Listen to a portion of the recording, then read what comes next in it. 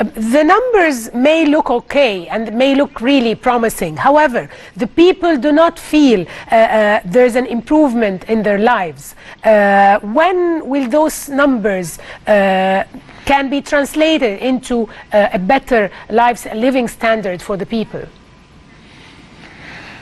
I think that's a very important question. I think one of the reasons that living standards are not being felt to have improved, even though what we are seeing, as you rightly point out, in terms of GDP growth and in terms of unemployment has been improving, and that's because of the impact of inflation in the last year and during the course of this year, and also the impact of fuel prices. So that, of course, does not translate into the perception that things have really improved, although the underlying numbers show that the economy is strengthening.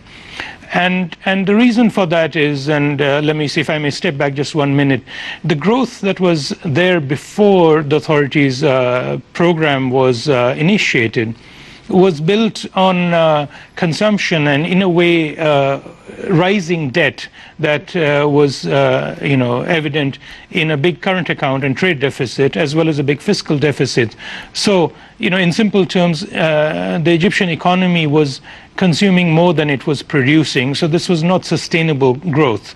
And eventually that would have become unsustainable and possibly disorderly. So measures needed to be taken to address both these issues. One is rising external deficits and borrowing, as well as the fiscal deficits.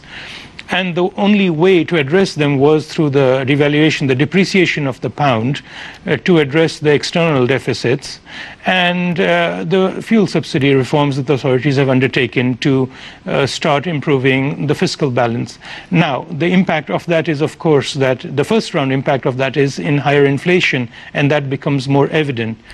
But with the policies that have been put in place and the inflation track we are seeing, we are confident that the positive effects of these reforms will be felt in the near future and in overcoming months and quarters, because inflation will continue to decline. And so in terms of living standards, that will be felt much more clearly, especially I think 2018 will be transformational in that regard.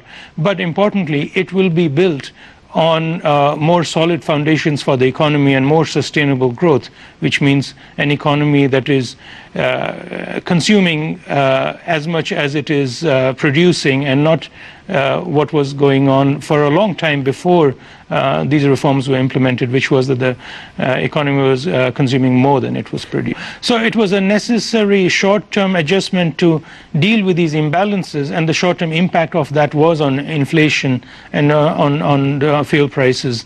But it lays the foundations for much stronger and sustainable growth going forward.